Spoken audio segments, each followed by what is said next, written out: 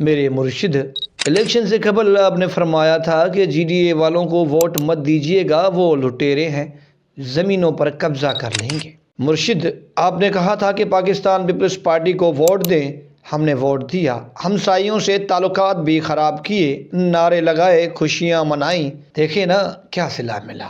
4 دن سے شہداء کی ڈیڈ باڈیز انصاف کی منتظر ہیں۔ چوٹیاریوں واقعے پر مخدوم جمیل الزمان کو مخاطب کرتے ہوئے ایک بوڑھی ماں سے منسوب ایک تحریر سوشل میڈیا پر وائرل ہو رہی ہے، جسے تاریخ کا سب سے بڑا احتجاج بھی سمجھا جا رہا ہے۔ مخدوم جمیل الزمان کی ایک تصویر سوشل میڈیا پر وائرل ہو رہی ہے، جس میں ایک بوڑھی ماں سمیت دیگر خواتین مخدوم صاحب کے آگے ہاتھ جوڑ کر انصاف کا مطالبہ کرتے ہوئے دکھائی دے رہی ہے۔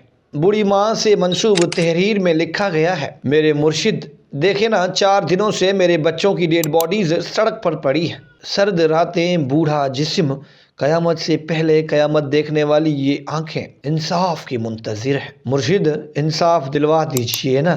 مرشد، کیا وہ اتنے طاقتور ہیں کہ کسی کی سنتے ہی نہیں؟ مرشد، میرے زخمی بیٹے نے مجھے بتایا کہ ہمیں ان لوگوں نے ہی گولیاں ماری ہیں جن کو آپ نے ووٹ دلوایا تھا۔ مرشد، آپ نے کہا تھا کہ جی ڈی اے والوں کو ووٹ مت دیں، وہ زمینوں پر قبضہ کر لیں گے، لیکن یہاں تو انہی لوگوں نے قبضہ کیا جن کو آپ نے ووٹ دلوایا تھا۔ مرشد، آپ نے کہا تھا کہ جی ڈی اے والے لٹیرے ہیں، بدمعاش ہیں، وہ زمینوں پر قبضہ کرتے ہیں، لوگوں سے ناانصافیاں کرتے ہیں، لیکن جب ہم پر قیامت ٹوٹی تو سب سے پہلے جی ڈی اے کے کارکنان تھے، حر جماعت کے لوگ تھے جنہوں نے ہمیں سہارا دیا اور وہ ہمارے شانہ بشانہ کھڑے رہے۔